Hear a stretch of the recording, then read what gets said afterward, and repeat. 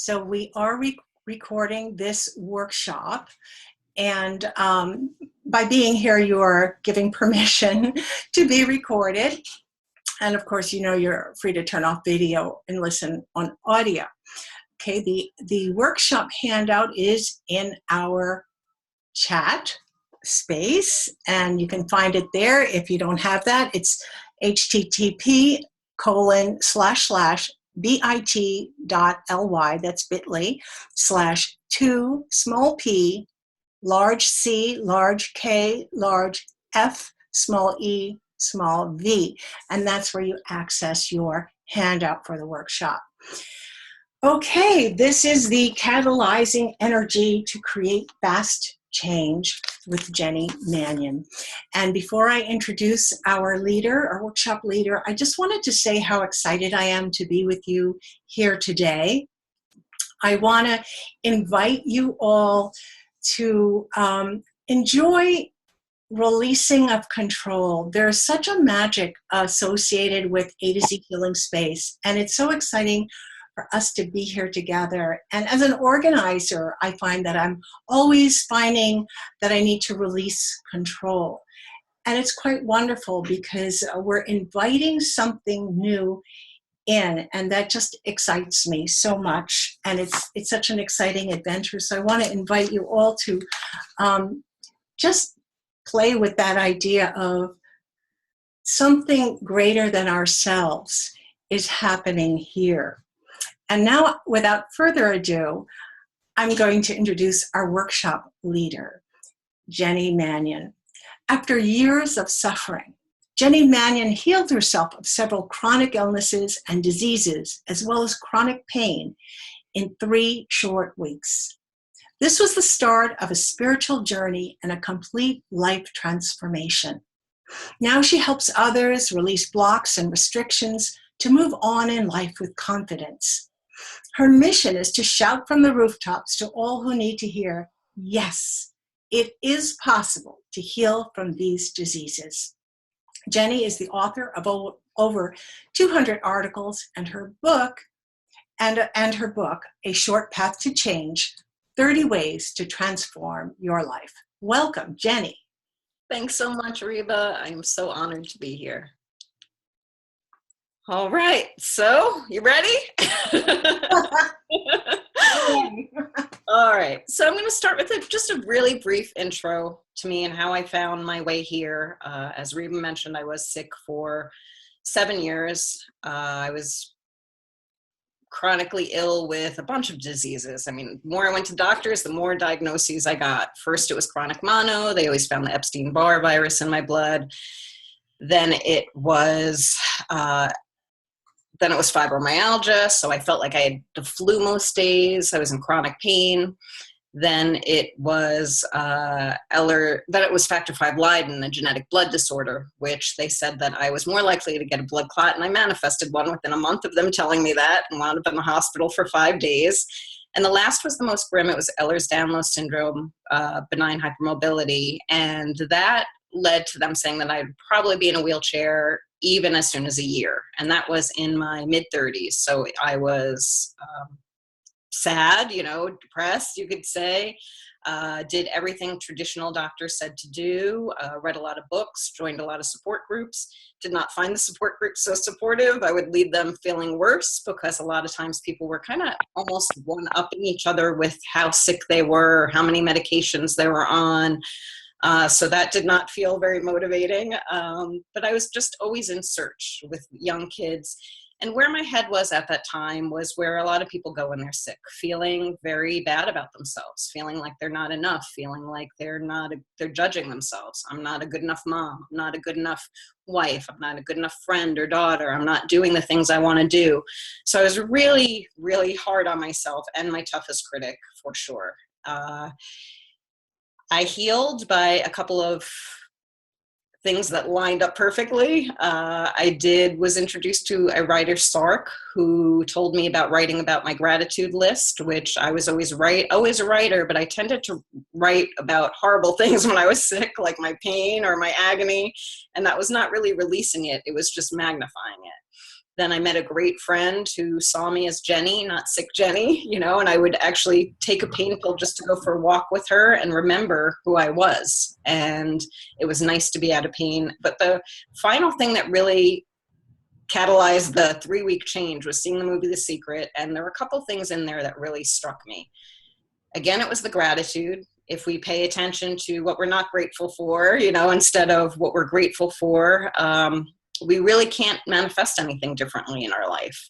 So I started the day, I'll talk about later, started the day with gratitude and ended the day with gratitude, and really just got into, okay, I maybe can't run after my kids, but I can be comfy in my bed. I got a couple hours sleep last night.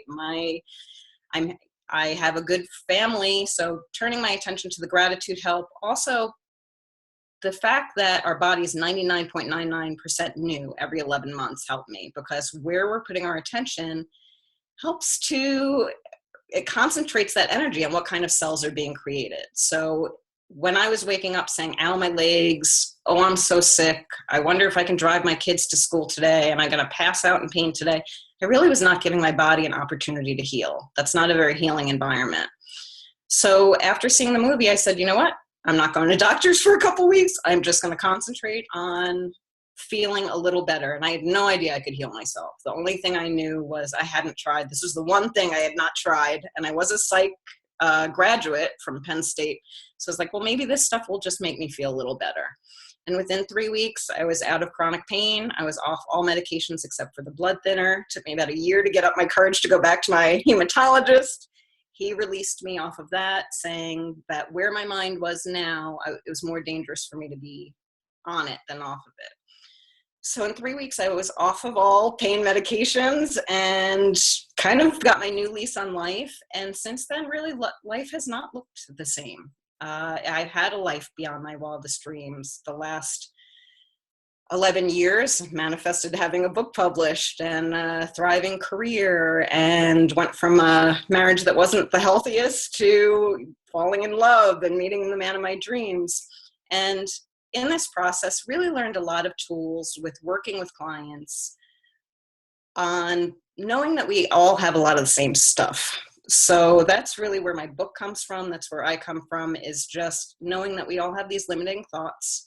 We all have these thoughts that come from society, that come from our growing up, and we usually are our worst enemies instead of our best friends. So that's where some of this will take us today. It really begins and ends with self-love and self-worth. If we don't love ourselves, if we don't feel worthy, we're going to keep attracting situations that kind of prove that to us. So we really need to start learning how to be our biggest cheerleader instead of our greatest inner critic. And it's a little bit of work. It's a little bit of training, but it is not as much. If you've had a habit in place for like decades, it's not going to take decades to change that habit. It really takes a little bit of mindfulness and a lot of love for yourself as you're finding these limiting thoughts. When I started listening to myself, it was pretty horrendous. So we really need to come from this state of forgiveness and realizing, okay, I love that quote, everyone's doing the best they can from their own state of consciousness. From this moment, I acted with what I knew. But we can decide we're going to learn more, and we're going to treat ourselves kinder, and we're going to keep moving forward, and we're going to be the best person that we can be for ourselves.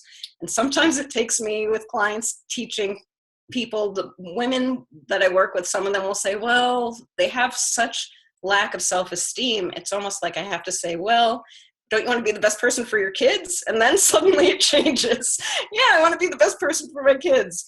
But it really begins with ourselves, giving ourselves that permission to love ourselves so that we can be the best person for us. And that does influence everyone else around us. So the first exercise and the first chapter that we're going to talk about is Ho'oponopono and forgiveness and self-forgiveness, because it begins there.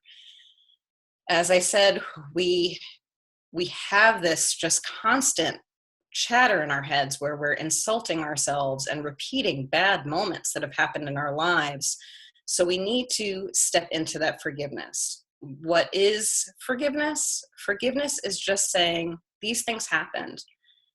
I understand that, and I am willing to accept that and to move forward. It's not necessarily saying, gee, I'm grateful that happened to me, or I'm so excited and I forgive that person for, I'm for being a total jerk to me over and over again. Like, it's not really any of that. It's really just, it's freeing yourself. Because if we're living in the past, or if we're living in the future, that's going to happen to me again. I'm always in abusive relationships. I'm going to pick an abusive relationship again. If we're in that self-talk and we haven't forgiven ourselves for something, or we haven't forgiven someone else for something, there's really no way to create a new pattern. So it's freedom. Forgiveness is really freedom. It's about not holding on anymore to that past. And what helps too is recognizing that, you know, say there was abuse of some kind, emotional or physical. That person, abusers, I'd say 99.999% of the time that I've seen have been abused. So they are going from their own state of consciousness, what they know. They might not have any other coping mechanisms. They're not doing it because you're a bad person and they want to punish you. They're doing it because they don't know any better. And that might be their coping mechanism. That is what they were taught. So we can come from a little compassion in that way too. Understanding that if I have so many clients who's, you know, one of the parents abused them, first question I ask is, were they abused? Yes. It's always yes. I mean, people learn from that. So having that little bit of compassion helps when we're thinking about something that might have happened in our life. You know, it's coming from the soul. It's understanding that at soul level, we're all perfect, but our human side has all these limitations that we've set, or that have been set for us, you know, by our environment and circumstances. And with these tools, we can start to get out of them. So the best tool I have learned to move past and to start with the forgiveness and self-forgiveness is Ho'oponopono, because it gets beyond that 3D, you did this to me, or I can never forgive myself for that. It really goes to that soul level. A little history on it is Dr. Len was a psychiatrist at a mental health facility in the late 60s, and he was assigned to this ward that no one wanted to work on. It was very violent. The people there, the staff kept turning over. The clients were very violent. There were a lot of incidences there. Dr. Len came in, and instead of working with the clients one-on-one, he took their chart and would say this Hawaiian prayer, complicated name, the easiest prayer you'll ever learn, Ho'oponopono, to thinking about that person. He would say that for the allotted session time, and within weeks, people started noticing a difference. Patients were less violent, people started getting off medications, the staff started begging him to do it for them because they were noticing all the changes. So, and within, actually, I think it was a couple of years, the place was actually shut down. I mean, flowers were growing on the ground. It was just kind of miraculous, but it's not, in a way, because this prayer really does, like I said, it gets to that soul level. You have the 4 sentences on your worksheet. You might have heard this before. It is, I love you, I am sorry, please forgive me, and thank you. And we can look at it like we are always clearing ourselves. We have all the stuff from this lifetime, and I don't know where your beliefs are, but, you know, I think from other lifetimes too. And when we meet someone, when a situation happens, we're triggered at a deep level. And what this prayer does is it really clears us. It's all about clearing us, clearing whatever we've held on to. So that I love you is really affirming, because at soul level, we do love ourselves. Soul level, we're perfect. It's that human egoic side that steps in and starts talking at us that is not so loving. So it's, I love you. I'm sorry for getting in my head. I'm sorry for calling myself stupid. I'm sorry for not being able to see how unlimited I am. You know, please forgive me. Thank you. And when we're saying it for someone else, it sometimes gets a little trickier, because I get people saying, I'm not going to be able to say I love you when I'm talking about that person. They did this to me. But we can start thinking about that too, as thinking about that person at soul level and perfect. And they have their own stuff, believe me. And if they are an abusive person, happy, well-adjusted people don't go around hurting people. They have their own stuff. They have their own limitations. So when we're saying the prayer, you can imagine it, the higher self. You can imagine just that you're saying it for yourself to clear yourself of those energies that trigger you when you think about that person. I love you. I'm sorry this keeps upsetting me. I'm sorry this triggers me every time I think about it. I'm sorry I'm having such a hard time letting go of this. Please forgive me. Thank you. So it is a really simple exercise, and we are going, this is the shortest one we're going to do. I would like to start saying it. We're going to say it for ourselves for a minute. We're going to bring someone else to mind. When I say switch, we're going to bring someone else gently into mind that we could use some forgiveness with. If this brings up a lot of resistance, you could bring someone maybe just a little annoying, in your workplace, or maybe even a spouse that has been getting on your nerves, because we put that energy out there. So this has really healed. I've seen this prayer create miracles in the workplace and relationships, because you're allowing for that other energy to come in. I had a woman actually in an abusive relationship that started saying this. She'd left her husband. She started saying this prayer, and he came to her, and she never told him the prayer. He wasn't a spiritual person. He came to her and said those exact words, like a couple of months after her saying them all the time. So it is pretty amazing. It does switch energy. So we're going to say it in a minute for ourselves, a minute for someone else, and then I'm going to bring us back for 30 seconds to say it for ourselves, so we're not left with the energy of saying it for someone else. We're going to come back to ourselves. So I'll start saying it. I will be quiet for a little while. I'll tell you when it's a minute, and I'll lead you through. So I'd like you to begin now. We're going to start. You could close your eyes, go within, just say, I love you. I am sorry. Please forgive me. Thank you. I love you. I am sorry. Please forgive me. Thank you. I love you. I am sorry. Please forgive me. Thank you. I love you. I am sorry. Please forgive me. Thank you. Please continue for yourself.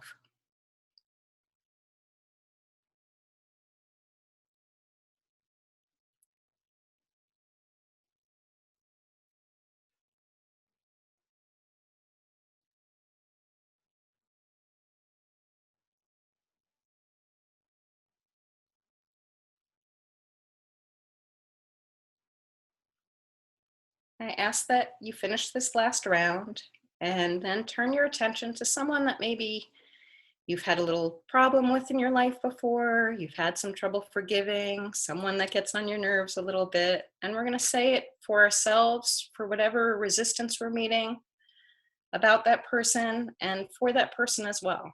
Okay, we're going to start that off. I'll start saying it a few times. I love you. I'm sorry. Please forgive me. Thank you. I love you. I am sorry. Please forgive me. Thank you. I love you. I am sorry. Please forgive me. Thank you. I love you. I am sorry. Please forgive me. Thank you. I love you.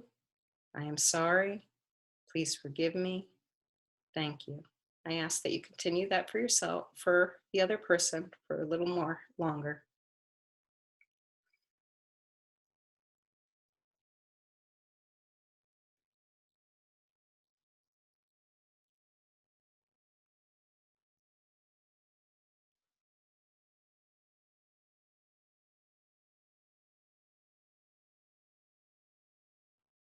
I'll ask that you finish up the last one, and I'm going to ask that you turn it back to yourself. Just that awareness that we are perfect at soul level. We want to get over these limits. We want to love ourselves wholly. As we say this one more time, a couple more times for 30 seconds. I love you. I am sorry. Please forgive me. Thank you. I love you. I am sorry. Please forgive me. Thank you. I love you. I am sorry. Please forgive me. Thank you. A few more times.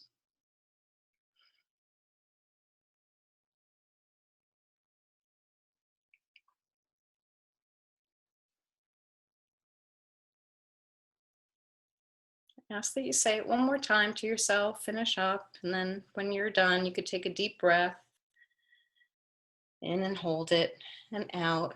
And then when you're ready, you can open your eyes. So I don't know if anyone wants to comment about how that felt. I could take a quick comment before we move on to the next section. Anyone can chat or raise their hand. I don't know how you do things here, but I just want to say that I muted everybody's microphones. If okay. somebody wants to comment, they have to go down to the command board below and unmute themselves. And please do so if you want to make a comment. I'll just start by saying it was very powerful. And thank you for explaining it so beautifully, Jenny, because I did have that difficulty of, it's so uncomfortable to say that to somebody who is abusive, and it sort of enabled me to do it for the first time. And actually I found it very powerful to do it to myself as well. Yeah, I always say it begins with us. Yeah. Because when we start loving ourselves enough, we attract those situations that reflect that. Yeah. We attract that healthier relationship, the healthier job, the things that are more aligned with our higher self. Exactly. And I see that someone said it made me very emotional. I have a lot of people say that they do, they break down crying saying this. I've broken down crying saying this to myself. We can think, and you can do this for anything or anyone too. That's the beautiful thing. If you have financial difficulties, bring up that thought about money and say that to yourself, releasing. This is a releasing technique. You can release those thoughts about money. Anything that you want to go well, say an extra prayer for that. This is a prayer of healing too. If you have someone that's sick in your life, saying that for them, you're releasing whatever it is, because it's challenging too. When someone else is sick, we suddenly put all that worry and fear there, and we don't necessarily want to do that. We want to be releasing that and just sending love. So, and I see Denise's comment.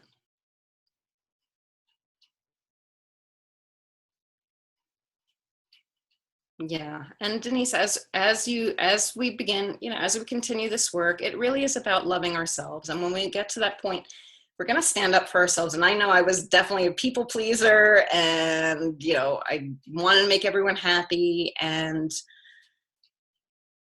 I did not stand up for myself a lot, but I know that later on we'll get into chakras, where if you don't stand up for yourself, it really is, you're not doing yourself any favors. It's going to manifest either emotionally in depression or a victim mentality, or could manifest physically.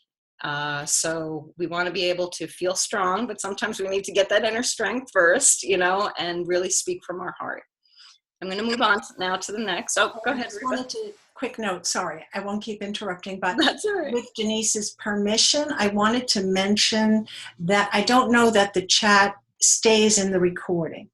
So if she's going to give permission, just write okay or not, then you or Denise could read her comment out loud, because if you're responding to a question on the recording, right. a lot of people are going to be sharing the workshop via recording later on. Thanks. Okay, so do you want me to read her comment? Denise needs to write in, permission. Okay. Permission grant. Super powerful. Thank you. It is really hard for me. Sorry, I have to move the screen. To love someone who continues to do wrong by me. So I'm starting now with less annoying people. That's pretty good idea. And yeah, well, we'll go on about that too, but we do become like the top 5 people we spend the most time around. So we do want to make sure that we are watching those people, and they are people that uplift us. And this is something that's been challenging in my own life, is to make those changes. And sometimes you need to step away from people if they're not bettering your life, and it's not a 50-50 relationship, or maybe even sliding 60-40, 70-30 sometimes, but most of the time you're not feeling fulfilled too. It's probably time to take a step away and to set those healthy boundaries. I'm going to move on now to emotions, thoughts, limiting beliefs. So becoming aware of our emotions and thoughts and locating the limiting beliefs are really important. And you can use the Ho'oponopono or another technique we're going to do to release them. We have 60,000 thoughts a day. 95% of them are the same exact thoughts as yesterday, and 80% of them are negative.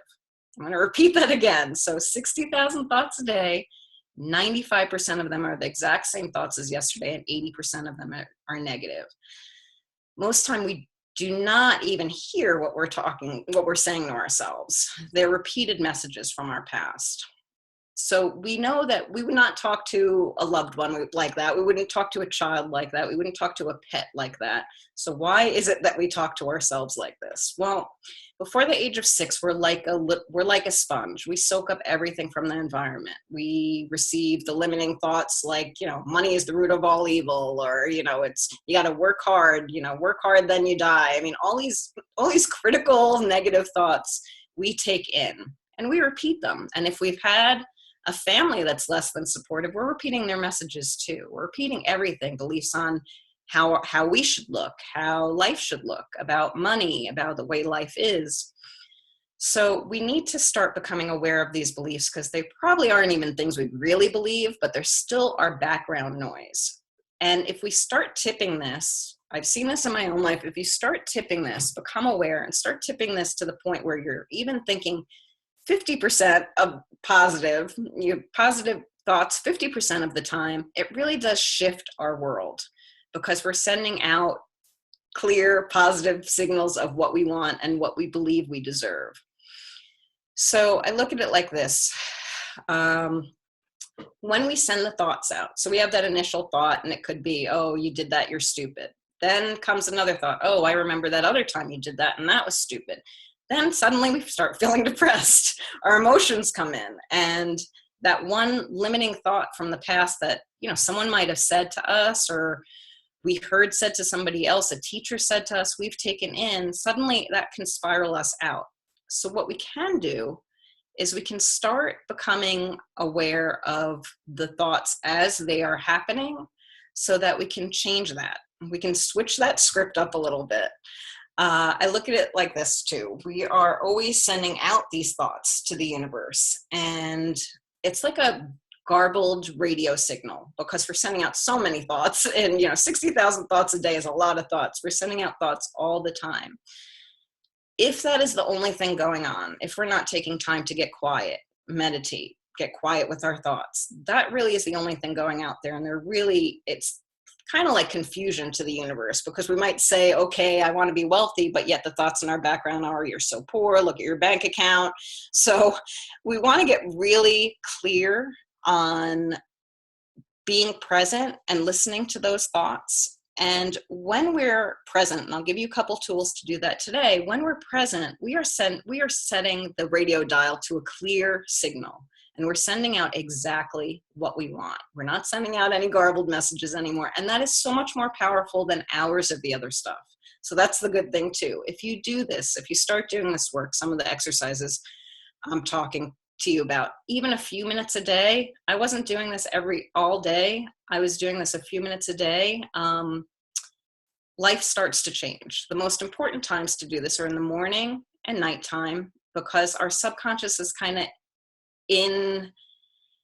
more involved, because we're right near that sleeping state. So, and that's usually, unfortunately, when we're the most negative. We're saying, oh, I can't believe that happened today, or I didn't get everything done I wanted today, or we're worried about the next day already. And in the morning, oh, do I have to get out of bed? Oh, it's going to be a hard day. This person's going to say this. I know work's going to be hard. We build these stories in our head. So instead, start becoming aware. First thing when you get up in the morning, last thing before you go to bed at night. What are you feeding yourself with? What are you telling yourself? Is there anything you can do to make that more positive? Can you give gratitude for something that happened that day?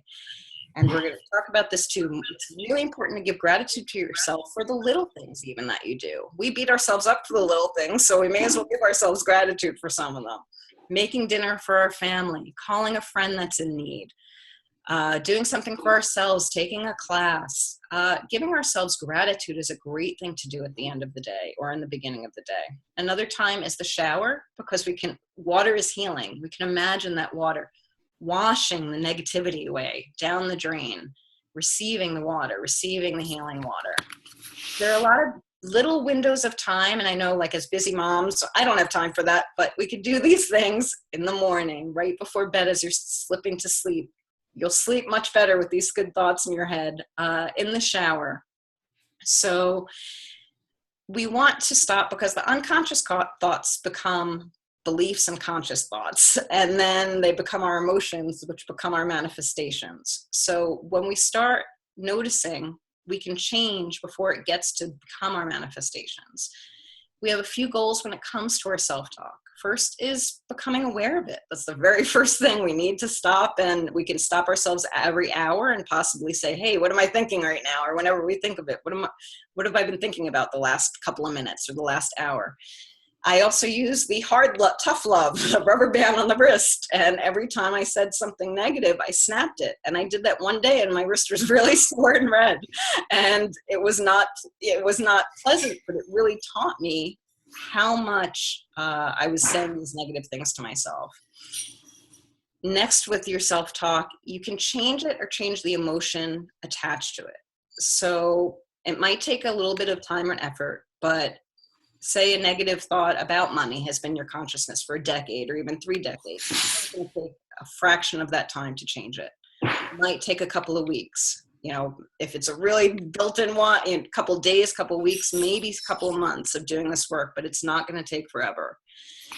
Decide what you want and know that you are worth better than your current challenge. That's really important too. Start to talk kinder to yourself, to give yourself permission, to give yourself a few times a day where you're focusing on what you do want, on positive emotions. Tell yourself that you're ready to get rid of these thoughts and the emotions attached, because you deserve a better life. And the last thing is to really give yourself gratitude for even noticing.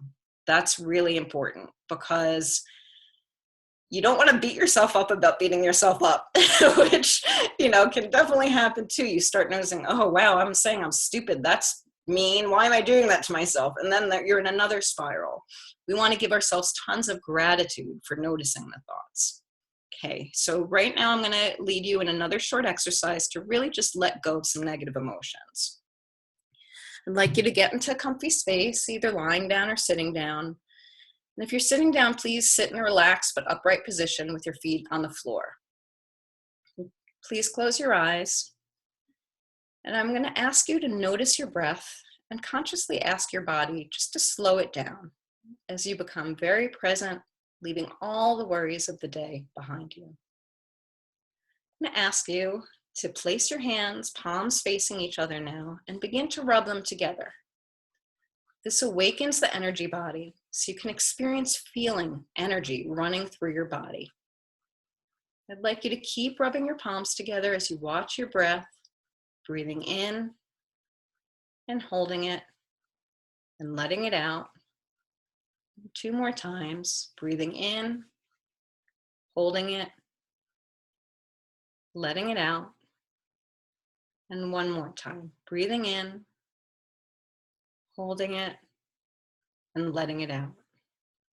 You should be feeling a little more relaxed now. And I ask that you now either place your hands a few inches apart from each other on your lap or in front of you, and see if you feel that energy in between them. You can place them on your lap or on your heart. There's no wrong way to do this. It's whatever you're most comfortable with. If you stop feeling the energy, you're welcome to rub your hands again together. There's no judgment here. Some people feel tingles. Some feel a sort of magnetism or a heightened awareness of energy. And whatever you feel is perfect. Now you should be feeling a little more relaxed and also some energy. Know that this energy is always flowing through you, ready to heal and nourish you. This energy is the same that heals a cut when you have one. Our body is 99.99% new every 11 months, and this energy helps to create our new cells, new organs, and new ways of feeling and being. I would like you now to picture the energy from your hands traveling up your arms and into your heart. Hold it there as you think of one thing you're grateful to yourself for. Maybe you cook dinner for your family. Perhaps you're a good friend. Maybe you draw, write, or create in some way. Or perhaps you love to help others. Whatever it is, give yourself thanks and feel that gratitude and love for yourself sinking deeply within. Know that by giving yourself gratitude, you're activating healthy cell creation and a host of other healthy processes in your body. Now I want you to gently ask yourself a limiting belief that you have, a general statement you have heard for a while. For example, life is hard, money is the root of all evil, a good job or a good relationship is hard to find.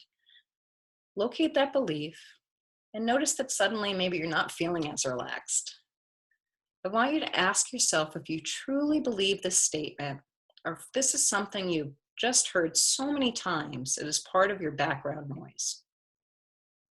I want you to ask yourself if you are ready to release this belief. If so, take a deep breath and acknowledge to yourself, yes, I am ready to release this belief. If you meet resistance, you can ask yourself permission one more time and tell yourself you would like to release this belief. It would be freeing to release this belief. You could take a deep breath in and hold it and let it out, knowing that this belief is going along with your breath, out of your body and being released. What would the opposite belief be? And are you comfortable replacing it with that statement? So if you said money is the root of all evil, you could say something like, money helps me to give to myself and others. If you have felt like you would never find the perfect job or relationship, you can say to yourself that you are worthy and have many qualities that will attract the perfect relationship or job to you. This might meet some resistance, but just notice that and don't judge it. Say the opposite another time to yourself, taking a breath, holding it, and releasing it.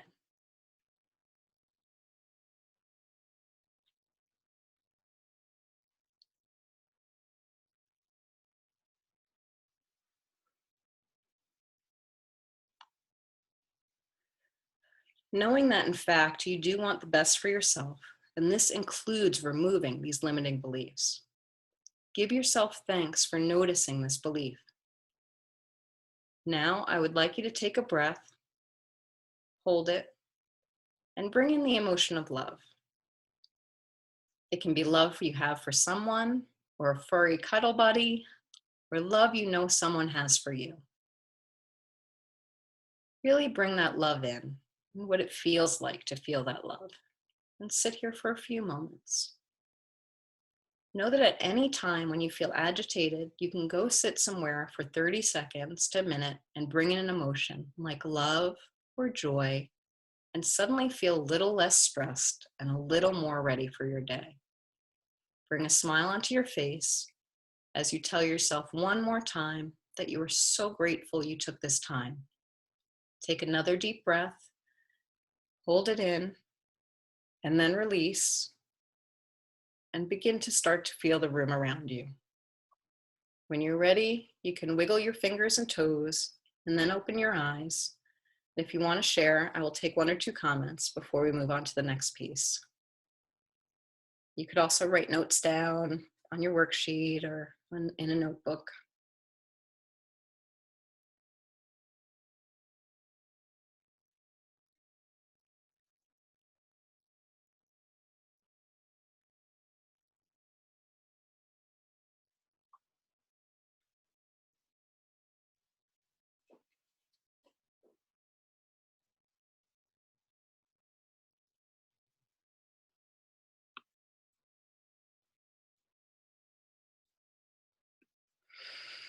Does anyone have anything they would like to say?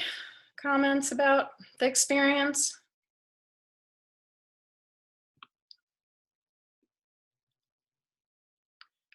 So Kalila said that was very beautiful, really beautiful. It felt good to bring love into the heart.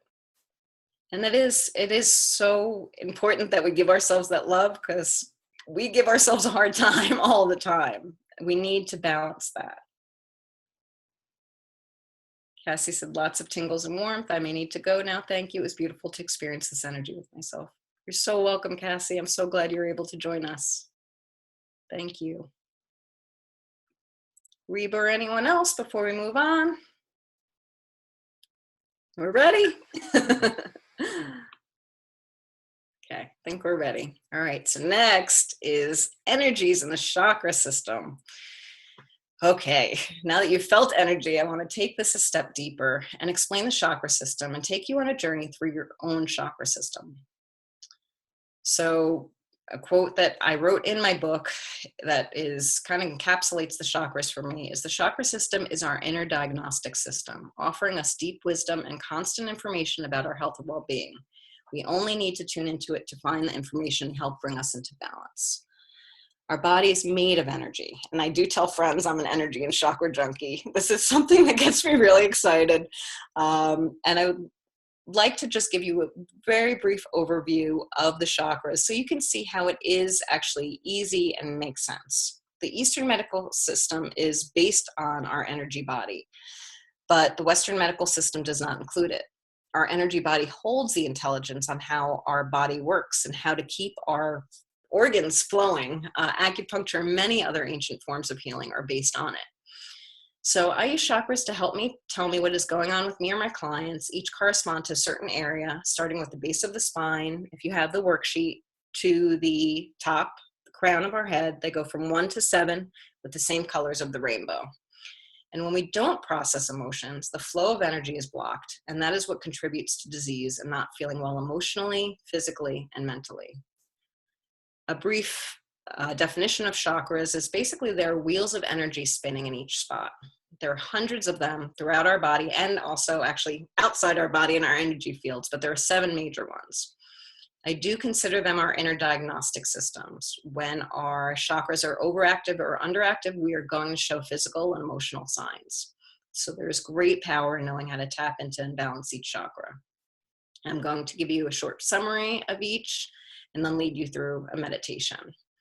The first chakra is all about living on this planet, this earth, our tribe that we came in with. If they were healthy, if they were unhealthy, our community, the messages we got from them. If that is not balanced, it can actually cause soreness in the bones, legs, depression, or addictions. We don't feel comfortable walking on this planet. We're trying to numb out to be able to walk on this planet.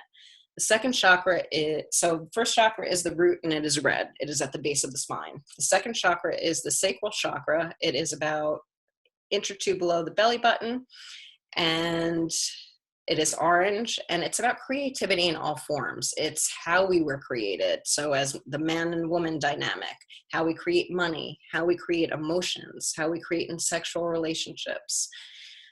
If this is not balanced, it can cause sexual illnesses, illnesses in our sexual organs, infertility, creative blocks, and also a very poor self-image.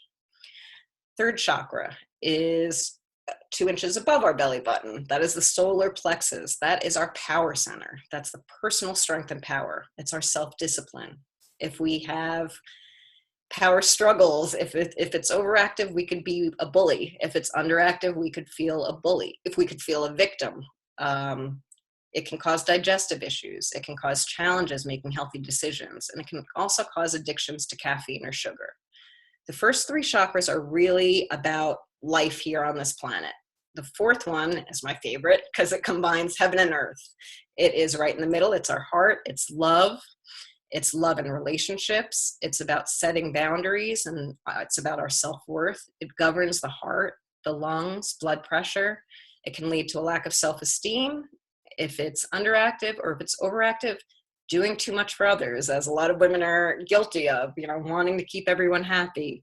I found with a lot of women, it's the overactive heart chakra, not underactive very often, but it is almost giving so there's no more left of yourself. Fifth chakra is about expression, is the throat. It's blue, and it's about expression and truth. So it makes sense. It's about how we express ourselves, how we express our truth, how we express our creativity. It's really important to keep in balance if we're a singer or a speaker. I know that if I get a sore throat, I'm not saying something to someone, I'm avoiding it. So my throat closes up because it's telling me. So that's the power of dealing with it, of knowing the chakras, is you can tune in and say, okay, I have a sore stomach. What's going on with my power center? Or what am I feeling powerless about? If the throat, it hurts. What am I not speaking? What am I not hearing? What am I not creating? The sixth chakra is the third eye, probably the most popular. It's indigo. It's the seat of our intuition. It's our inner and outer vision. So it's how we see the world intuitively, but it's also how we see ourselves. So unbalanced, we could be closed off to the idea of others. We could have learning issues. We could be cut off from intuition, and it could cause headaches. Seventh chakra, the crown, is our connection to, is violet, or it can be white too. And it's our connection to everything. And I love this chakra. Like, there are foods and gems and yoga positions to balance every chakra, but with this chakra, the food, there's no food that balances it. It's all about awareness. It's all about, I'm grateful for this food I'm eating. I'm not shoving food in my mouth just because I have 5 minutes. I'm grateful for this food. I'm grateful for who prepared this food. It's that presence when you're eating.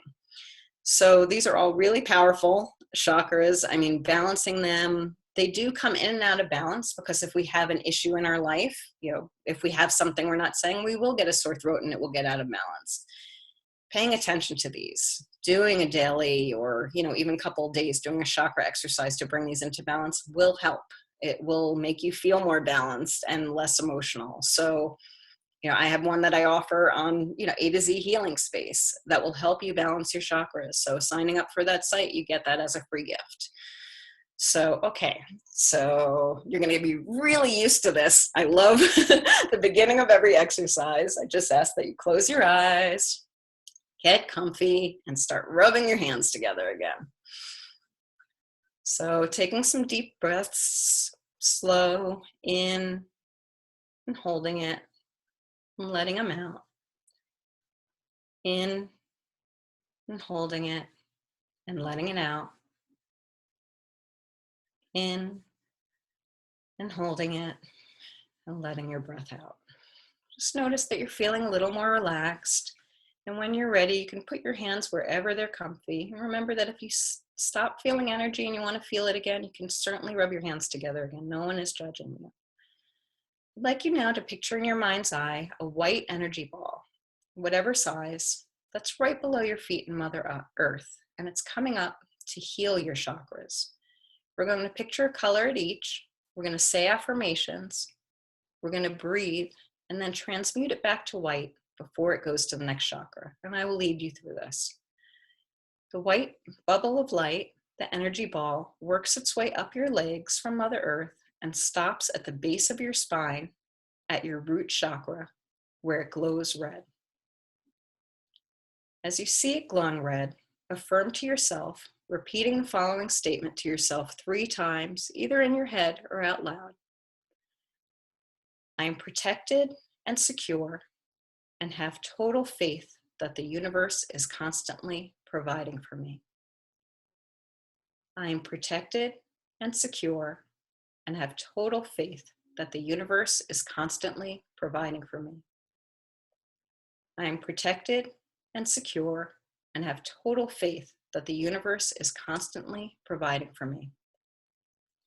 Take a breath in and hold it and let it out, knowing you have set this intention deeply within this base root chakra. Transmute that light back to white as you see it moving up to the second chakra, 2 inches below the navel, and it glows orange. As you repeat the following mantra 3 times. I am happy, secure in my physical body, passionate, and abundant. I am happy, secure in my physical body, passionate, and abundant. I am happy, secure in my physical body, passionate, and abundant. Take a deep breath in and hold it and let it out, knowing you have set this intention deeply within the second sacral orange chakra. Transmute that light back to white as you see it move up to your third solar plexus chakra as it glows yellow. This is about 2 inches above your belly button at the base of your ribs. So it's glowing yellow as you repeat the following mantra 3 times. I am unlimited. I am positively empowered and am successful in all my ventures. I am unlimited. I am positively empowered and am successful in all my ventures. I am unlimited. I am positively empowered and am successful in all my ventures. Take a breath in and hold it and let it out, knowing you have set this intention deeply within this third solar plexus chakra. Transmute the light from yellow back to white as you see it move up to the fourth heart chakra, right at your heart. And you could see it either as green or gold. As you repeat the following mantra: I am giving and receiving love unconditionally and effortlessly. I am giving and receiving love unconditionally and effortlessly. I am giving and receiving love unconditionally and effortlessly. We're going to take a deep breath in and hold it and let it out, knowing that you have set this intention deeply within this fourth heart chakra. Transmute that green or gold light back to white as you see it move up to your throat and glow blue. It's at the fifth throat chakra as you repeat the following mantra: I am expressing myself truthfully and clearly as I receive and hear other people's truths. I'm expressing myself truthfully and clearly as I receive and hear other people's truths. I'm expressing myself truthfully and clearly as I receive and hear other people's truths. Breathe in and hold it, and then let it out, knowing you have set this intention deeply within this fifth throat chakra. Transmute that light back from blue to white as you see it move up a little above in between your eyebrows to the third eye chakra, the sixth chakra, as it glows indigo. And you repeat the following mantra: I'm connected to my intuition and am constantly receiving guidance. I am connected to my intuition and am constantly receiving guidance. I am connected to my intuition and am constantly receiving guidance. Breathe in and hold it and let it out, knowing you have set this intention deeply within the sixth third eye chakra. Transmute that light from indigo back to white as you see it move up to the tippy top of your head to the seventh crown chakra and glow violet. As you repeat the following mantra: I am present and connected to the wisdom the universe always provides. I am present and connected to the wisdom the universe always provides. I am present and connected to the wisdom the universe always provides. Breathe in and hold it and let it out, knowing that you've set this intention deeply within this crown, seventh chakra. Now transmute that light back to white. And I want you to picture that white light being sent up to the skies as it leaves your crown. Know that you've just tapped into the power of your chakras and what their true meanings and purposes are. Express gratitude to the universe and to yourself for providing this service.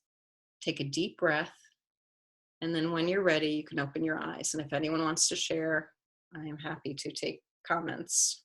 Or if you want to write notes down too on your worksheet, feel free.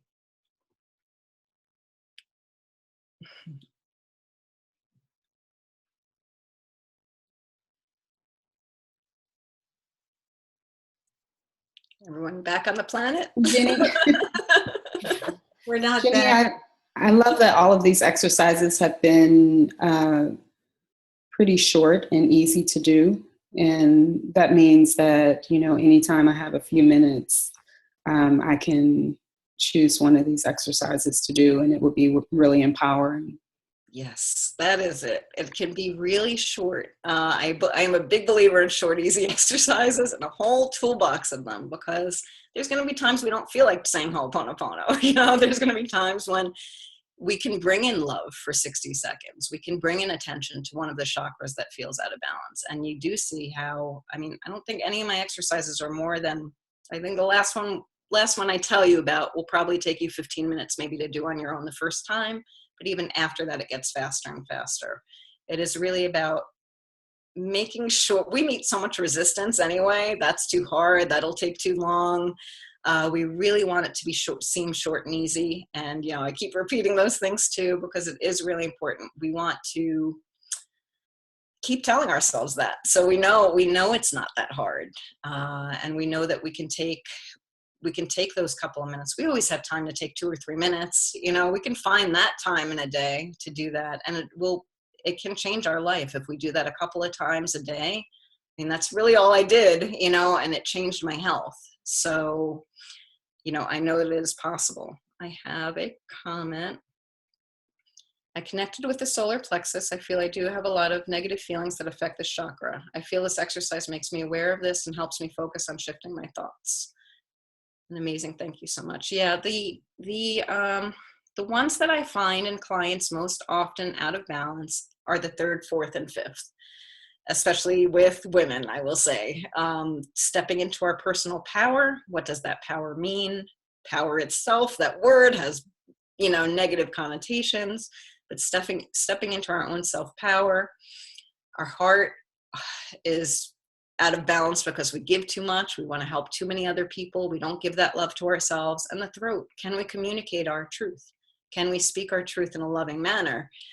Do we feel comfortable enough and do we love ourselves enough to set those healthy boundaries? So the 3rd, 4th, and 5th are definitely ones that might need tweaking, you know, a couple times a week, you know, especially if you're in a challenging situation.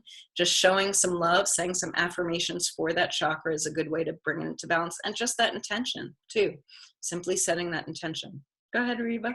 I just wanted to kind of pick up on what C. Solar just said, where you do the exercise and you sort of discover like, oh, yeah, I could clean a house a little bit here. And that was also what I discovered in the previous one, which I loved, the limiting thoughts. You know, a lot of the people here are so aware. You know, we've read books, we've studied, we know what positive thinking is. We know what self-love is. And yet when we do the exercise, you know, it just gives us the opportunity to really see. It's like cleaning your house. We know what a clean house, but it's not the same as having a clean house. Right. So you go, oh, okay, there's a dust bunny under the bed, you know, and you just have to do the exercise and take out the dust mop and go, okay. And it's just wonderful to discover it. For me, I love it. I just love, you know, going, okay, and now I know that it's clean under my bed, you know. Such a good feeling. It is. And yeah, it doesn't take that long. That's the most crucial piece. It's just, instead of going to that worrying place that's so familiar for us, you know, to stop ourselves when we find ourselves there and say, okay, I love and support myself. So what am I going to do to make myself feel a little better right now? If we love and support ourselves, we're going to take that 2 or 3 minutes instead of being in a worry tunnel, you know, or, you know, whirlwind. We're going to take that time and say, okay, I'm going to get into this state for 2 or 3 minutes and give myself some love. We would not hesitate if a child came home in a bad mood. If a friend was not feeling well, we would not hesitate to be like, hey, you need to stop. You know, what can I do to help you? So we need to start doing that for ourselves. So are we ready for the next one, which is self-love and gratitude? So even more fun. So I could spend days talking about either of these. And like Reba said, I'm sure we've all read books and articles on them and know about them, but gratitude was the most powerful tool in my healing. I think because it combines 3 things. It combines presence. We have to be present to pay gratitude, to think, okay, what am I grateful for? And it shows real appreciation and it shows love. So those 3 things together, I think, are just like a superpower. So it really does. It combines the love and appreciation and brings us in the present moment where all our power is. So facing challenges that put us in fear and worry can disempower us. So feeling gratitude for what is right allows more goodness to come to us. That quote, worry is like praying for something we don't want. We really don't want to go there that often. And I just actually heard a recent exercise that we should only worry like 15 minutes a day. And then after that time say, hey, I worried about that already. I'll worry about that tomorrow. If we start noticing and start bringing ourselves more into these empowering tools, life really shifts very quickly. So also not ruminating over the things we did wrong, like we so often do. We say we mistype something and we'll go on in our heads about it. If we said something we feel was wrong or we wish we would take back, we'll go on and on about it. We have to start focusing on what we did right that day, all the things we did do that were wonderful, and start giving ourselves credit. It's not egoic. It's just bringing some sort of balance to, those other thoughts. Unfortunately, I've been doing this work 11 years. They're still going to come in. They're not going to be eliminated, but they're going to be a lot less of them. And they're going to be fewer. They're going to be fewer and farther between. And they're not going to knock you down. They're not going to knock you down. It won't be days or weeks that you're repeating these things to yourself. You might have to go through a process and release them. But gratitude is a really good tool for shifting the energy and to tell the universe thank you. Think about when you give a gift to someone, you want them to say thank you, and then if they say thank you and are really appreciative, you're going to want to give them more. It's the same thing. Just being able to give that gratitude to ourselves, to things in our life that are right, not focus. And I know we're trained, God forbid you even turn on the news, the first story is going to be the most negative and horrible story, but that's not where our power is. It's going to make us feel disempowered. We really need to move to that gratitude and what is right in our life. Do you have a roof over your head? Do you have food every day? Do you, have a couple of healthy relationships in your life? Do you do something that you love every day, whether it's go for a walk or eat a nice breakfast or have a nice morning cup of tea or coffee? Like, all these things are things that we can be grateful for. But we're just in that habit of complaining and thinking the negative thoughts. So it is just a habit. We can shift that. And the more we shift that, the more we're going to just attract good things to come to us. It's also really good to do in a relationship, gratitude for someone else. We get in patterns where we're like expecting the worst from that person. Oh, that person's going to eat with their mouth open. It's going to drive me crazy. Oh, that person's going to say this. It's going to drive me out of my mind. Like, why not start thinking about a good thing about that person before you see them? And I had a really positive experience with this even before I knew about any of this stuff. My step grandmother was really not a very happy person at all, to put it mildly. And one time when I was always kind of dragged there by my dad, and one time before I went, it used to get me very anxious because she was a yeller and screamer. And so one time before I went, I was like, I am grateful that I have this grandmother, and I'm going to find something wonderful in her today. There's going to be something great. I just know it. There's going to be, and I just talked myself into it. When I went there, my dad and grandfather had gone out for a little while, and she broke down crying to me. I'd never seen any emotion other than anger in this woman. She broke down crying to me, telling me how it hurt so bad to lose so many friends, as she was getting older, to her physical limitations. She really opened up to me. So great gratitude in a relationship. Our energy fields meet before we meet. So if we're only expecting the worst out of someone, that energy is out there already saying it to that, giving that information to that person. So when we come in contact, there's almost no other way that they can be. If we start thinking about the positive things, and I've seen this transform marriages, you get into that one annoying habit that drives you crazy. Well, what about all the other wonderful things that you love about the person? What about the next time you're sitting having dinner, you look at that person and bring to mind all the wonderful things about that person, a child that you're having a hard time with, anyone in your life, a sibling. Start thinking about the good aspects, because guaranteed if you're finding things that you don't like about them, they have a lot of things they don't like about themselves. And we can be sending them more, we can send them more negative energy to go along with all the stuff they're telling themselves, or we can send them positive energy and really be in a state of gratitude. The most important times, as I said before, really important in the morning and at night, because we're in that half awake, half asleep mode, and it really does go deeper into our subconscious. Gratitude affirms our love for ourselves, which is where that self-love comes in. The more we show gratitude and self-love for ourselves, the more our life begins to change and we know we're worthy and we want and deserve more.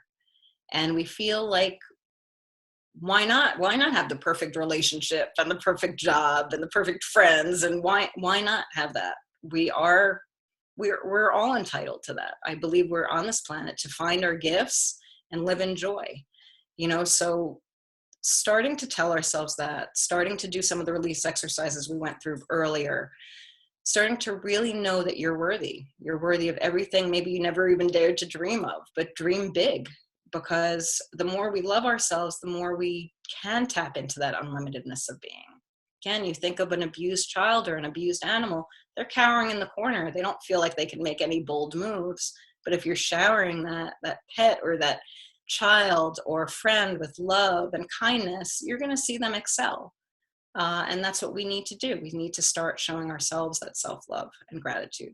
And we're going to go into another exercise. I love this one. Okay, so again, we're going to close our eyes and just get present. Start watching your breath and rubbing your hands together. You're going to be an expert at this by the time these 2 hours are over. Intend that you want your body and mind to be in a really relaxed state as you're rubbing your hands together. Know that you're safe and you can leave this day behind you right now and just be in this present moment.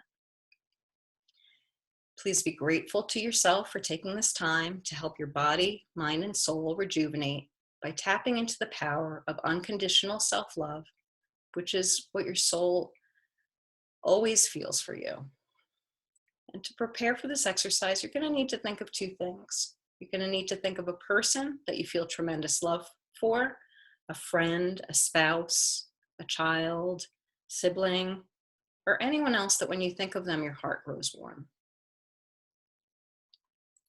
Next thing you're going to think about is a little more challenging. You're going to need to think about something you beat yourself up about. Maybe it's been a struggle, you've had a struggle with weight loss, or maybe difficult finding financial stability. Maybe you procrastinate or feel badly about a relationship issue. You definitely know what you give yourself a hard time on, so you could choose one challenge. And you could relax your hands wherever they're comfortable. And just notice the energy between them. Take a few more seconds to just notice your breathing. This helps you become totally present and in the moment. Notice the energy from your hands gently coursing throughout your body. And place a small smile on your lips as smiling invites calmness and joy. Now I want you to imagine the loved one you picked. Feel what it is like when they are around you or you're speaking with them. Feel the love you have for them and feel that love radiating back to you. Really feel it as if they're with you, or even recall a powerful memory between the 2 of you. I would like you to give that person enormous gratitude for all they have given you and see them receive that gratitude and smile. See them feel that gratitude and it warms their hearts, and feel how good it makes you feel to see them so happy. Now I want you to imagine that your loved one is approaching you about the issue you chose that you find challenging and beat yourself up about. Your loved one is coming to you for your love and advice about that same issue. Picture yourself giving your loved one advice from your heart. When we love someone truly, we're able to be in non-judgment. We know their issue is not as bad as it seems, and we're able to comfort them and show them love and support. See them receiving that, and picture that big hug that follows this advice. Your loved one is so grateful you took the time for them, and the love and gratitude you feel for each other is felt in every cell of your body. They thank you for letting them know how you feel about them and for the priceless advice for dealing with their challenge. They give you a warm look, a smile, and a hug, and they make their way away from you. Feel how good it felt to give them this advice and be of service to them. You can now apply this advice to your own situation. Notice how loving you were when this loved one came to you for advice, and know that you can be this loving to yourself when you face a challenge instead of judging yourself or beating yourself up about it. Make a promise to yourself that the next time you find yourself using negative self-talk when you're facing a challenge, you're going to remember to come back to this space and instead ask for some advice and show yourself some loving kindness. Just as if someone were attacking us and verbally abusing us when asking us for advice, we wouldn't be able to come up with any sound advice to give them. The same goes for us. When we are kind and loving to ourselves, we're in a much better space to be able to come up with that advice and to see solutions we may have never thought of before. Coming from love, this challenge does not seem that bad. It will help you rise above the challenging situation and put it into perspective. Remember the advice that was given. Remember that small smile and the love and gratitude you just felt. And slowly, when you're ready, you can wiggle your fingers and toes and open your eyes and come back to the room.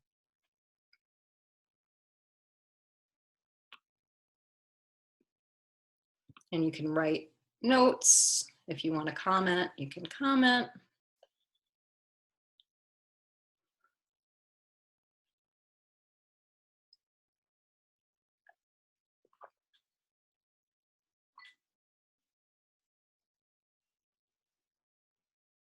Reba said, so powerful. I love that exercise.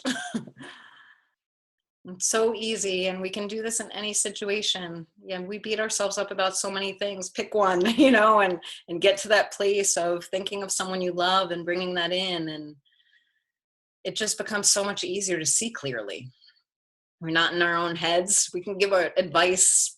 We're there for a friend, night and day. So we need to start doing that for ourselves, setting that intention, telling ourselves we love ourselves enough. We want the best life for ourselves. And that's not going to come from beating ourselves up. That's going to make us feel disempowered. We want to do everything we can to empower ourselves. Does anyone have questions before I move on, or comments?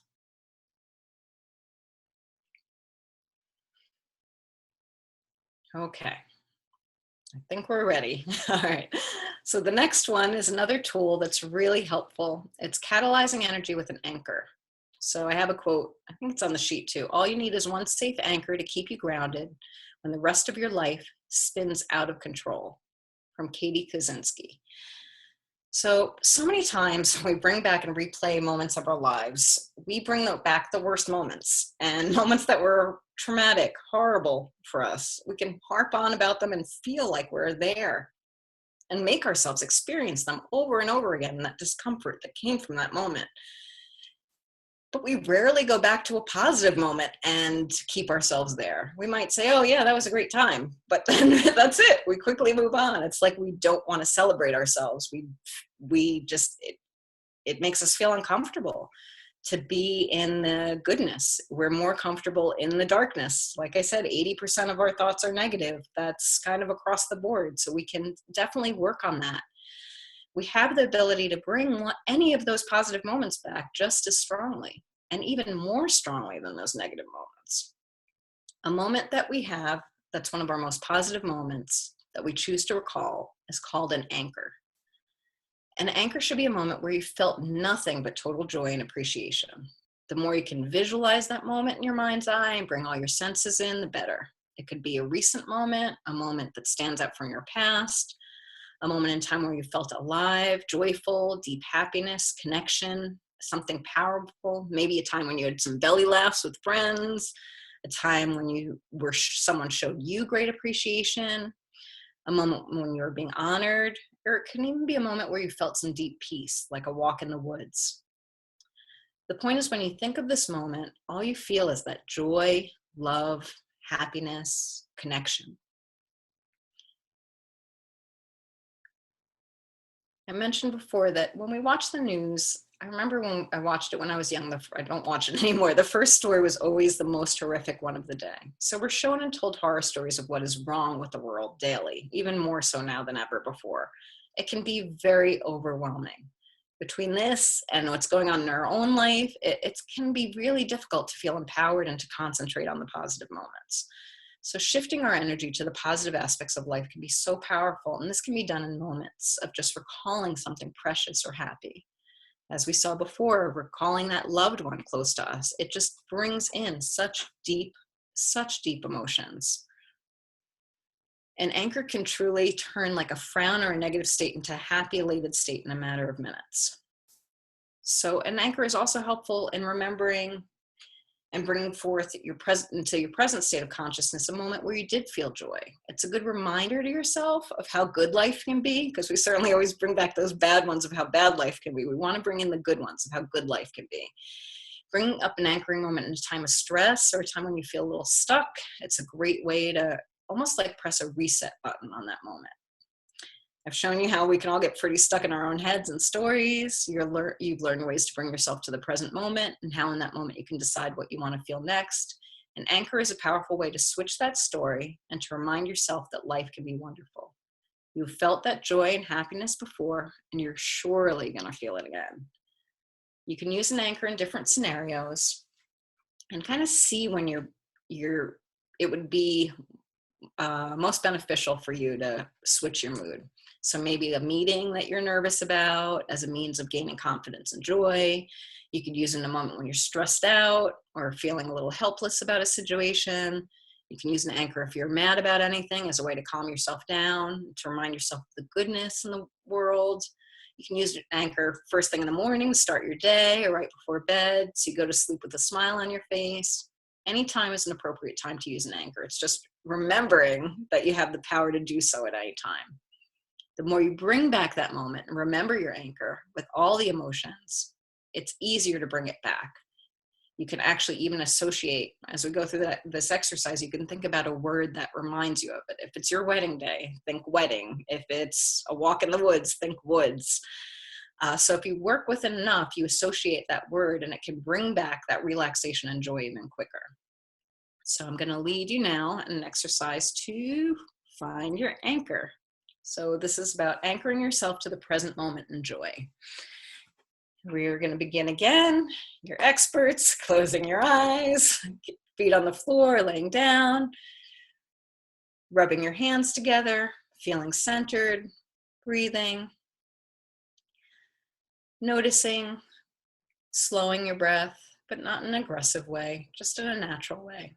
As your body relaxes, you feel the stress melt away.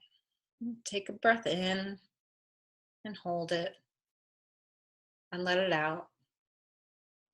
And take a breath in and hold it and let it out. And take a breath in and hold it and let it out. And put your hands wherever they're comfy. But I would like you to feel that energy in your hands. Feel that energy in your hands, and if it wanes, you can rub your hands together again. Feel that energy going up your arms to your chest and to your neck and head. Feel it moving down your face, your neck, your chest, abdomen. Feel the energy moving down to your thighs, your legs, and feet before it begins to come back up your legs, thighs, through your root, midsection, and it makes its way up to your heart where it sits. Now it is time for you to come up with that anchoring moment. Imagine a time in which you felt your heart leaping with joy, a time in which you felt tears of gratitude or happiness. It could be a time in nature, a significant life event, or any time that brought this feeling of joy and ease. Not only should you recall that moment, but when you have one, sit with it. Imagine the people that were there and your feelings for them. You could see them in the situation. If you're alone, imagine the nature or the visual cues around you. Feel the emotions of that situation. If you can recall a smell or a taste, you can bring that in as two. Any visual cues that will help you. The more senses you bring into it, and the more sensory awareness you can recall, the more powerful your anchor will be. You'd sit with this for a few moments with your eyes closed and a little smile on your face. You could bring in that emotion as if you were truly revisiting it now in this moment. And as you're coming to that, I would also ask that maybe you come up with a word that you could associate with this. Maybe it's woods or friends or whatever it is, a word that you associate with this moment in your life, in this memory. Now I'd like you to choose a moment in the next few days when you're going to use that anchor, at least once or maybe even a few times in different scenarios. Will you begin or end your day with the anchor? Are you going to think about your anchor if you're stuck in traffic, annoyed at work, or when you're about to engage in a challenging situation? By thinking about the moments that you're going to use your anchor ahead of time, the anchor will come to mind in those times. See yourself in that normally triggering moment, using the anchor, saying that word, getting quiet for a minute or two, bringing that feeling in, that pure joy and goodness, and see your mood changing as you recall this special moment. Give yourself gratitude for basking in the energy of this joyful moment. Slowly, when you're ready, you can say goodbye to this moment with a smile, knowing you're going to be revisiting it real soon. Bring yourself back into this moment, feeling your chair beneath you, feeling your fingers and toes and wiggling them, noticing your breath and how calm you feel. And when you're ready, you can take a few deep breaths and open your eyes. If you want to write something down or comment, please feel free.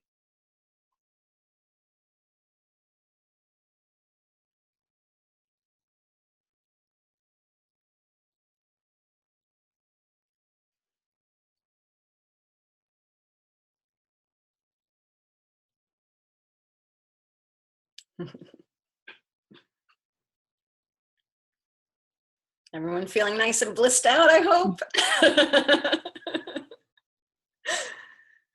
Jenny, I have a question. Sure, go ahead.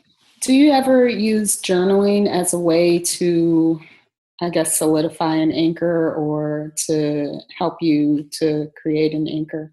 Yeah, that's beautiful. It's however you take in information easiest. I know for me, yeah, writing is wonderful. So to write that brings it even more into, kind of reality in my memory, and you could flesh it out that way too. Like if you write it down, you might actually remember more the next time you go to it. So yeah, I think that's beautiful. We could have more than one anchor too. Imagine that, allowing ourselves more than one anchor, more than one happy moment to go back to, But yeah, there's no wrong or right way. And all the tools that I'm giving, I want you guys to pick and choose which ones resonate and elaborate and change them however you want. This is not my way or the highway at all. This is about everyone's experience and you coming into tools that work for you. Great, thank you. You're welcome. Are there any other comments? I'm just volunteering to comment to encourage other people to comment, but also to share that, it's just, I picked an anchor that was like this moment of like delirious joy, delirious, and just what fun to revisit that more often. I mean, you're absolutely right. It was an amazing, like miraculous experience for me. Mm-hmm. And like you said, we just pack it away. It's amazing. And it's just this like fountain of joy. Yeah. Imagine if we were able to pack away the bad stuff like that,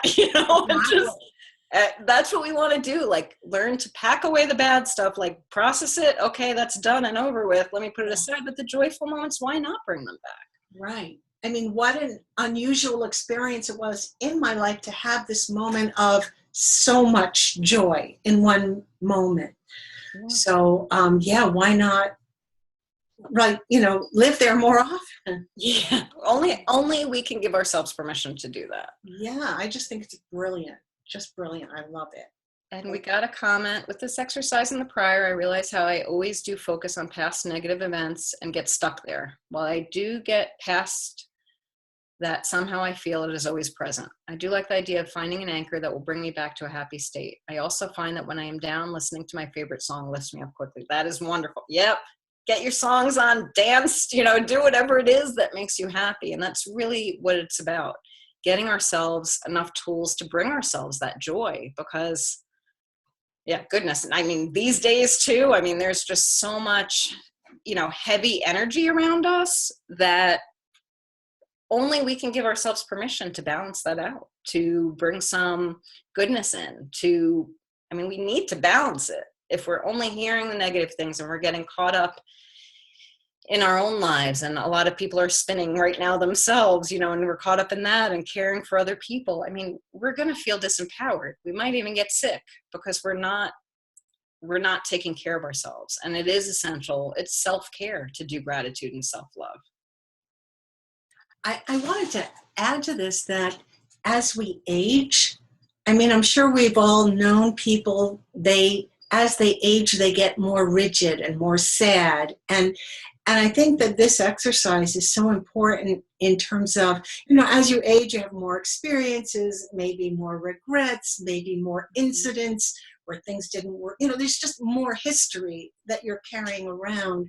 So I think how we consciously choose where to put our mind and our energy will really make the difference in terms of whether we're aging in a way that we're vital and young at heart and happy and vibrant, rather than aging into getting smaller and sort of, I've regret, not, stuck in the non-forgiveness.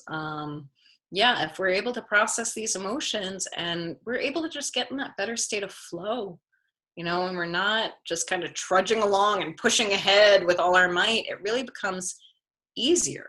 We become more relaxed. And when you're relaxed, you do float. You are able to just kind of go along with life. But it's really challenging if we're fighting ourselves. So we really need to start, working on not fighting ourselves anymore, but being our best friend, at least being a decent friend to ourselves. If you can't be your best friend yet, at least be a little nicer. Treat yourself as you would a friend, even as most people would probably treat a stranger kinder than they would themselves. There's something a little, off about that. We need to be our own best friend. It's wonderful to treat everyone else nice too, but it really has to begin with us. Show yourself the kindness that you want to receive from others, because that's it too. We are a mirror on how other people should treat us. And if we feel we should be treated like garbage because we are holding on to anger for ourselves, we're going to attract people to do just that. So we really need to be in a state of love, state of forgiveness, deal with our stuff. Some people say, oh, it's too hard to, deal with stuff. It really isn't. It's going to be a little squirmy and uncomfortable, yeah, of course, because we're actually looking at it, but it's so much healthier for us, and it's not going to prolong the pain. It's almost like ripping a bandage off or Band-Aid off. It's going to be a little uncomfortable, but it really is about changing us so that the rest of our life is comfortable and it is happy, and we are attracting the things we want, and we do feel in control instead of powerless. So we're ready for the intention setting and manifesting. All right. So this is something I have had a lot of success in the last 11 years. I healed myself physically. I manifested a book publisher. I attracted the man of my dreams. I manifested a house to rent when I was leaving my husband in about 1 week. Manifested a circle of women to be in my healing center in my town, as well as this beautiful healing center with Reba. I really wanted to be in circles of women that uplifted me, and just circles of people that uplifted me. So when you begin to manifest, some people can't even believe how easy it is, and some people start to get a little spooked out. I've had clients be like, that's kind of crazy that I started doing these things and everything started switching at once. So know that when we do begin to manifest, or when we're even starting to think about it, our ego is going to come up and say, you're safer here. You don't need that. You're safer here in this misery or whatever. And it's not that the ego is this horrible thing. The ego is trying to keep us safe. and familiarity is safe. Change is scary. So to love ourselves enough, intention setting and manifesting is important to love ourselves, because we need to know and feel like we deserve more. So the harder, I guess the thing that we've maybe fought against the most in our life will meet the most resistance. And we might have to do a little smaller steps before we get to the big steps of manifesting. Prove it to yourself that you can change things.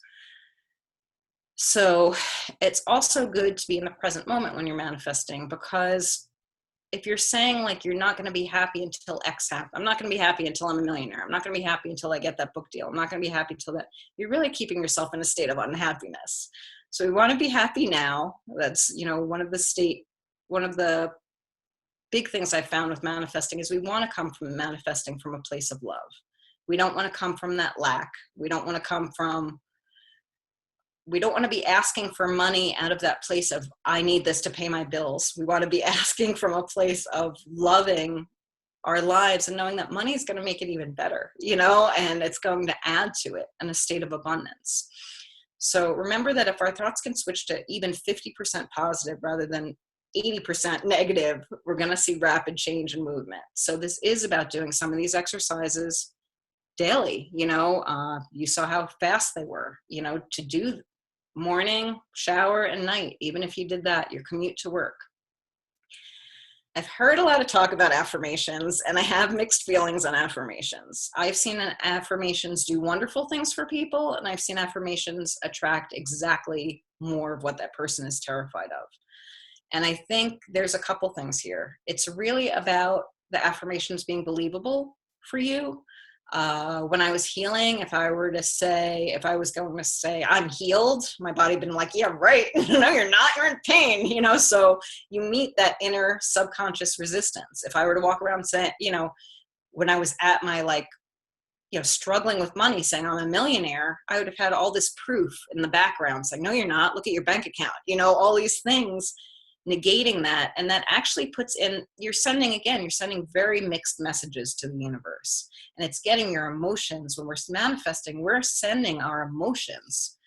Our emotions are what help that manifestation. So if we're saying I'm a millionaire, and yet our inner self is saying, no, you're not, you're lacking everything, you don't have any money, we are sending that emotion of uncomfortableness, of doubt to the universe. And what we want is to send faith and love.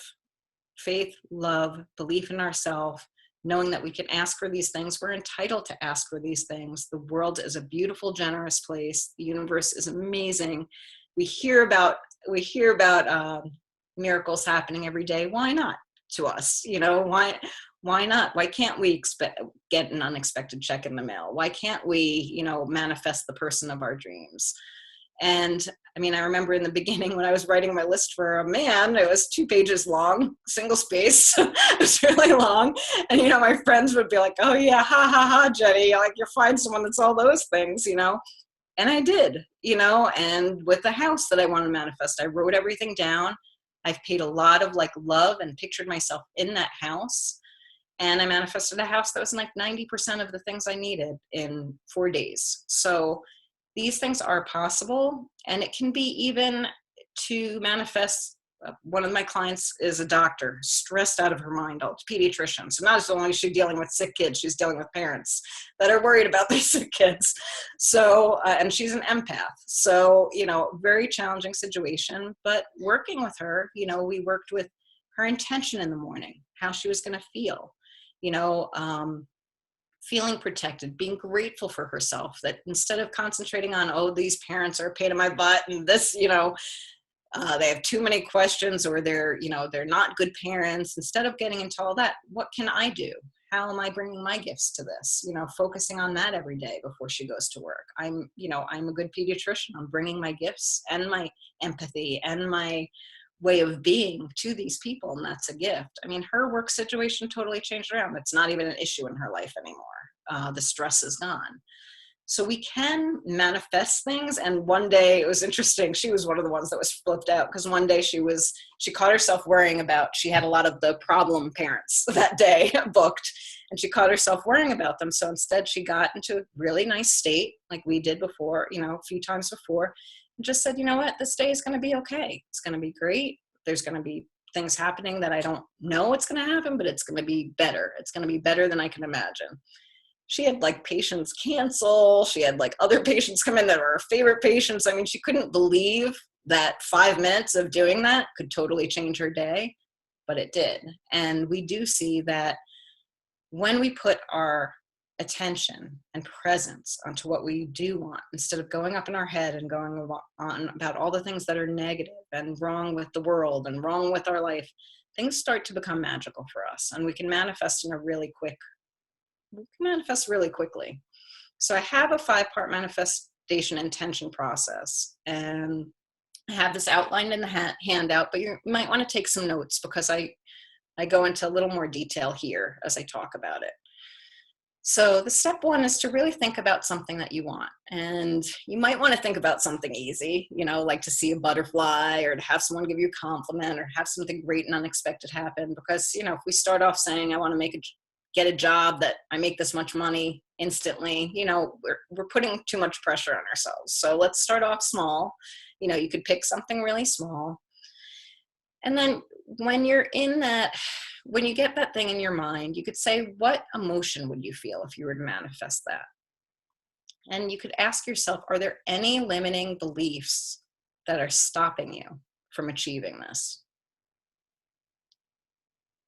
So if there are limiting beliefs, I would say to go through the release exercise we did early. Any of them actually, go through the release exercise or go through Ho'oponopono. Tell yourself that you're ready to release any emotion that isn't getting in the way of this. Feel the opposite, how we did it before. Feel the opposite and you work with it, breath, until you're in a calm state. Then you can feel that release and give yourself credit for the awareness and the work done. So you're ready, you're doing a little shedding so that you're ready to manifest what's going to come into your life. You're really kind of setting the stage.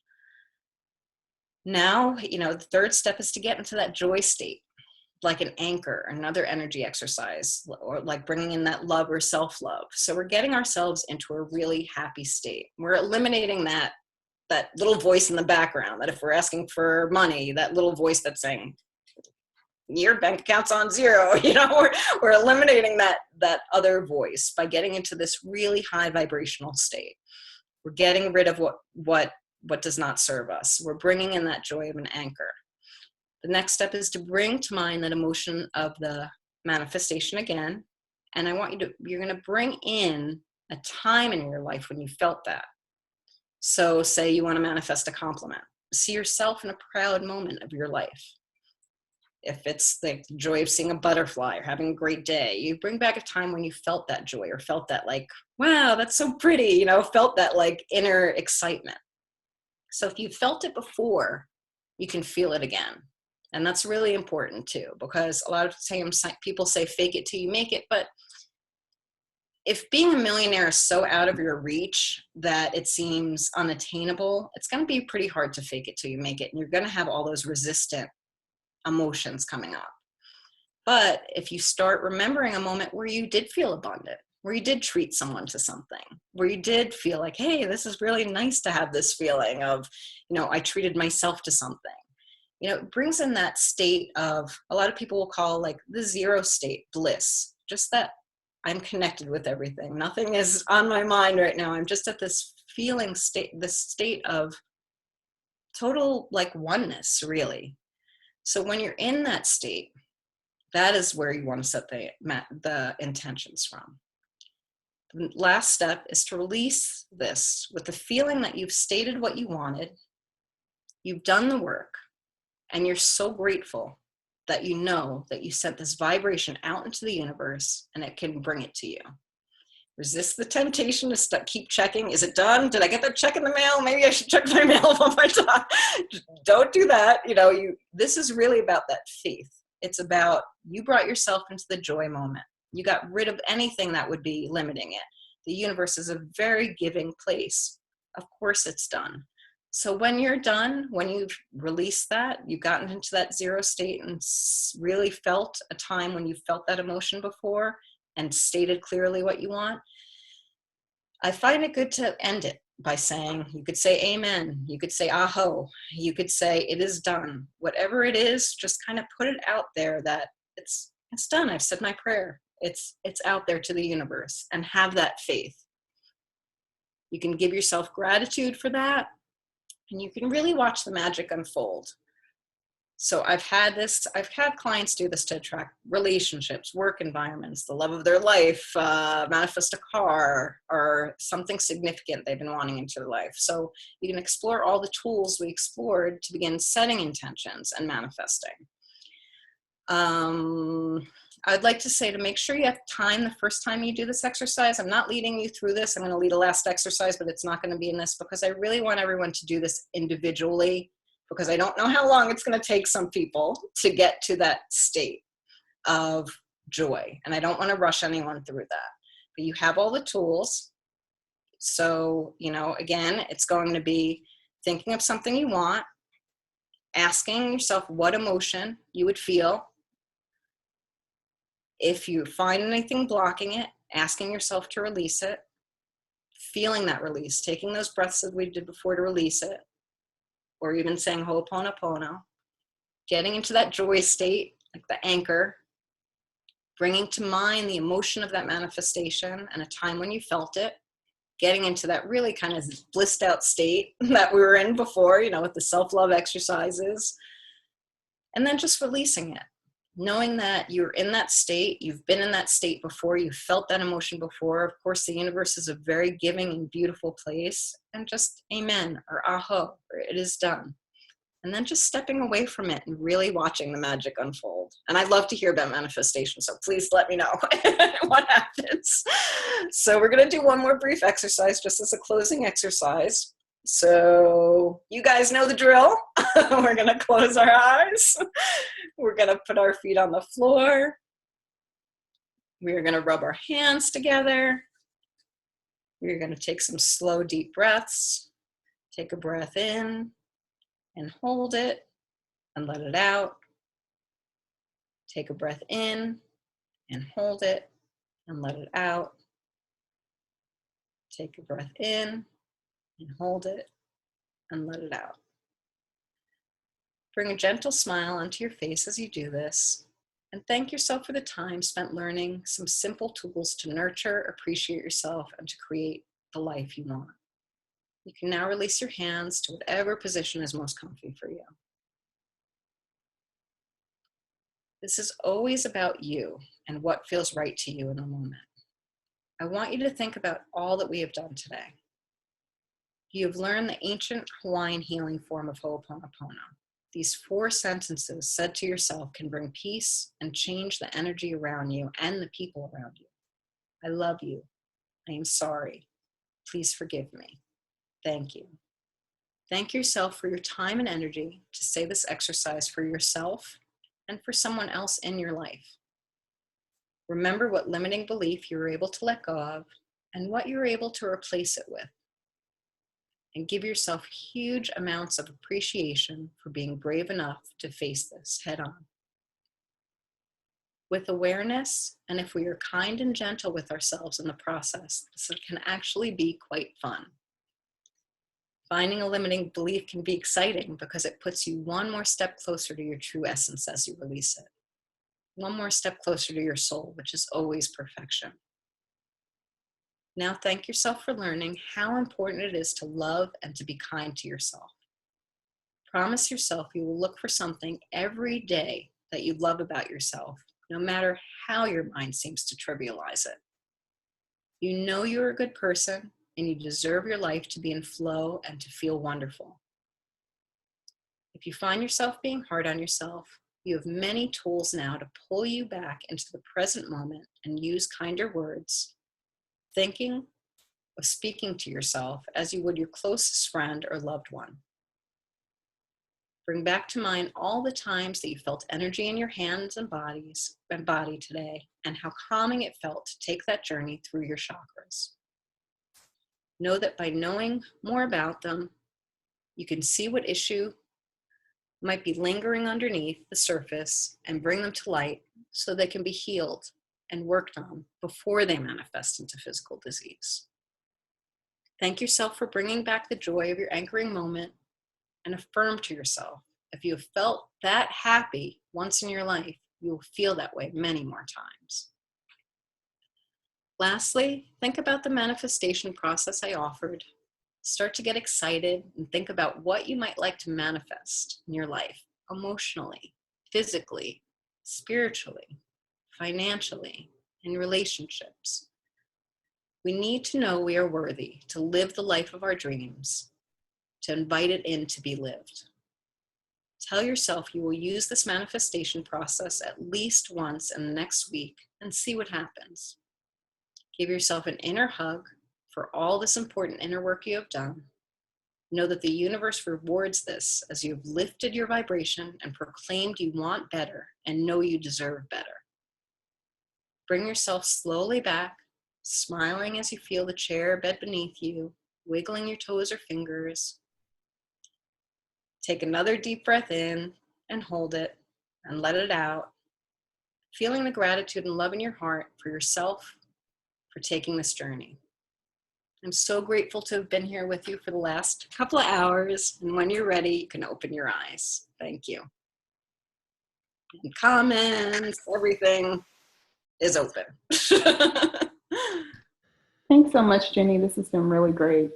A lot of great information and great exercises. I'm so glad you could make it. I'm so grateful. Thank you. So much. Thank you, Jenny. This was amazing. I'm definitely going to be watching it again and going over the exercises again. And I feel like that old commercial for the hair club for men where the guy comes on TV and he says, "I'm not just the president, I'm our best customer." People who don't know me, I guess I never mentioned, my name is Reba Linker and I'm the founder of AtoZ Healing Space. So I was sort of thanking myself for creating this, and what a wonderful thing that I get to be treated to have these amazing workshops every month. Thank you, Jenny. It was really wonderful. Oh, I love being here. I love sharing, and just us knowing we can all do this. It's not hard. That's the most important thing. It's not hard. We just need to be a little loving to ourselves. Right. And we're getting a message. I'll read that out loud because it's compliments for Jenny in case she was manifesting something. Thank you so much for this. I now have a lot of tools to become the real reflection of me. Oh, I love that. Yes. Yes. That's beautiful. So I want to just mention a few, if everyone's done with the comments, I want to mention a few little details, which is in our sanctuary, which is kind of like our shop at AtoZ Healing Space. We have, Jenny has a few offerings there, so you have the opportunity to work one-on-one with her, which would be such a powerful experience. So I want to encourage you all to explore that, and also to share with your friends about AtoZ. We're very new. So the more that you can share about it and bring others in, we're just growing, we're just getting started, and your energy is what's actually building us up. And explain to people that for the at the lowest rate for I think going for the yearly rate, it ends up being something like less than $1 a day. And it's not just the monthly workshop, but it's also the women's circles. There's going to be an art, kind of a mediumship art circle happening monthly, as well as Jenny, you do the distance healing monthly. So we have all these kind of regular activities, plus this special workshop with a featured guest every month as well. So it's so much, far less than a cup of coffee every day. You're so welcome, Karen. Yeah, that's a thanks, Jenny. Bless you from Karen to Jenny. And our next Circle Space workshop will be on Monday, June 26th at 3:30 to 5 p.m. And it's called Understanding the Energy of Relationships, a workshop with Kamini Desai. And she asks, what do your relationships say about you? And what the workshop does is explore the energy principles of yoga and see how they create patterns in the way that we relate to others. So that's going to be really fascinating. And if you want to read a a more detailed description, just go over to the circle space at AtoZ Healing Space to learn more about that. So that's going to be another amazing workshop, I'm sure. So again, thank you all so much for being here. Thank you. Jenny, and blessings to each and every one of you. Thank you so much, and see you again next month. This has been wonderful. Thank you, Reba. Thank you. Thank you, everyone. Bye, everybody. Thank you. Thank you. Bye-bye. Bye. Bye-bye. Love you. Bye. See you again next month. Bye.